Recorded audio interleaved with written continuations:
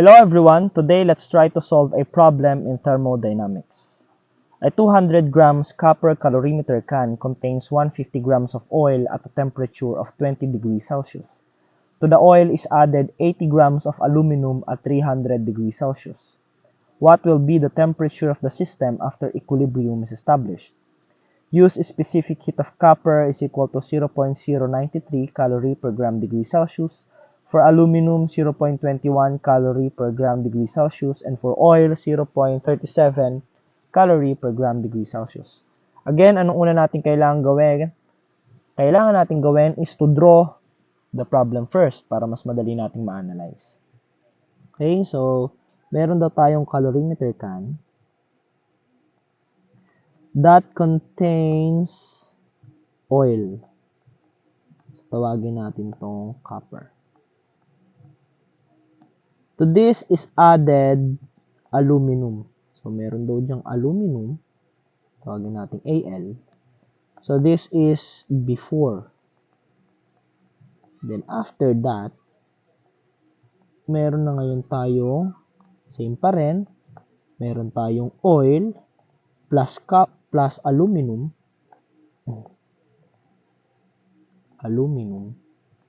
That is inside a copper calorimeter. So this is the after setup. Okay? So now let's try to write the given. Okay, for oil, we have the mass of oil, tawagin nating MO, is equal to, anong mass ng oil? That is given by 150 grams. And the temperature initial of oil is equal to 20 degrees Celsius. Now, for copper, we have the mass of copper, tawagin nating MC, is equal to 200 grams. And the initial temperature of copper is also equal sa 20 degrees Celsius. Why? Kasi nga, magkasama na sila dito, no? Ayun, no, nakalagay dyan. Copper calorimeter can that contains oil at 20 degrees Celsius. So, magkasama na pala sila. So, and finally, for aluminum, tawagin natin Al, we have your mass of aluminum is equal to ilan? 80 grams, and the initial temperature of aluminum is equal to 300 degrees Celsius. So again, ang hinahanap ulit is yung final temperature T ng mixture. Okay? So to solve this problem, solution, we need to equate their heat. Why? Kasi para malaman natin yung temperature nila after equilibrium. Okay, so again, gagamitin natin yung technique from the last video. Kung hindi nyo pa napapanood yung last video, I suggest panoorin nyo na, no? Kasi nga, para mas mag-gets nyo kung ano yung papaliwanag natin dito. Okay, so ang technique na gagamitin natin is yung heat. Okay, para mas madali, lahat ng matataas ang temperature, lagay nating high temp, is equal sa sum ng lahat ng mga lower temp or low temp. Tawagin natin low temp. So, ibig sabihin pala, i-add ko lang lahat dito. Sa side na to, lahat ng mga matataas ang temperature, ipag-add ko lahat yon. O para mas malinaw, lagyan natin ng summation. Para alam nating i-add natin lahat. Okay? So, i-add ko lang pala lahat ng merong high temperature sa kabilang side at i-equate ko yon sa lahat ng addition ng mga low temperature sa kabilang side. Okay? So, again, paano natin malalaman kung high temp and low temp? Malamang sa given, no? Dito, meron tayong 300 degrees Celsius. So, ibig sabihin, yun yung high temp. So, ilagay ko dyan si heat ni aluminum is equal pala sa, since siya lang yung high temperature, siya na yun. Okay? So, is equal pala sa summation ng lahat ng mga lower temperatures. Or that is your copper and your oil. Why? Kasi pareha silang 20 degrees Celsius. So, ibig sabihin pala lahat ng heat ng mga low temp or that is your copper, tawagin natin Cu, plus heat ni oil, tawagin natin oil. So, that is now our equation. And also note that your heat is given by the equation of mc delta T. Okay?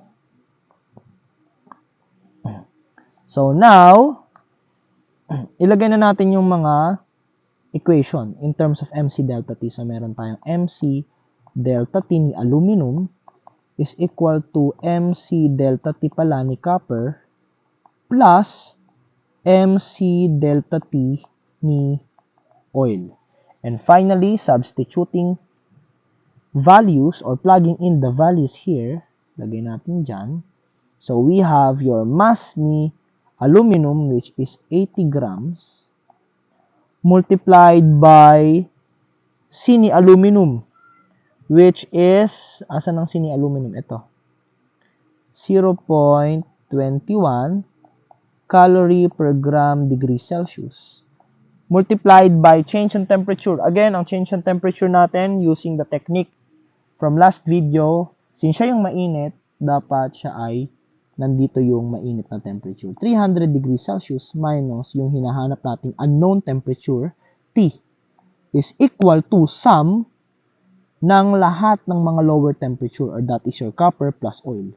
So, mass ni copper is given by 200 grams multiplied by specific heat of copper which is 0.093 calorie per gram degree Celsius.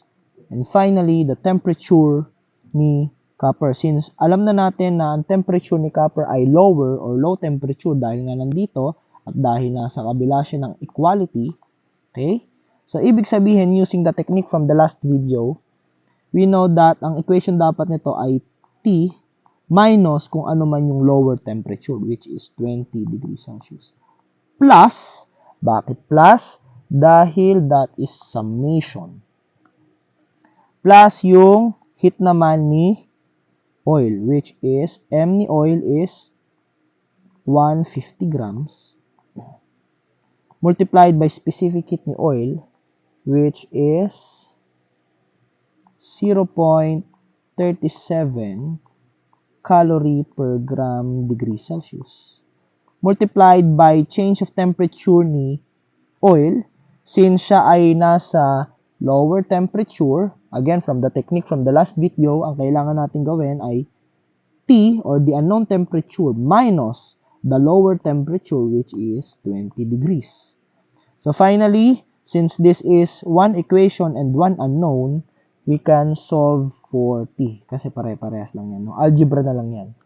So finally, we can have your temperature is equal to 71.75 degrees Celsius. So this is now our final temperature of the mixture. No? Kung mapapansin natin, again, that is in between of the lower temperature, 20 degrees Celsius, but less than 300 degrees Celsius. No? So tama tayo kasi kapag ang temperature na nakuha natin ay mas mababa pa dito sa 20 degrees Celsius, may mali tayo. Why? Kasi pinaghalo mo na yung mainit at malamig tapos mas lumamig pa siya. Mali yun. Again, kung ang nakuha naman nating temperature is greater than 300 degrees Celsius, mali rin yun. Kasi nga pinaghalo-halo na natin tong mga to, mainit at malamig, tapos ang final temperature mo pa, nakuha mo mas malaki pa dito. Mali rin yun. So, pag in between the temperatures, tama yan. Okay? I hope we learned something for today. That's all for today. See you sa next video. Bye-bye.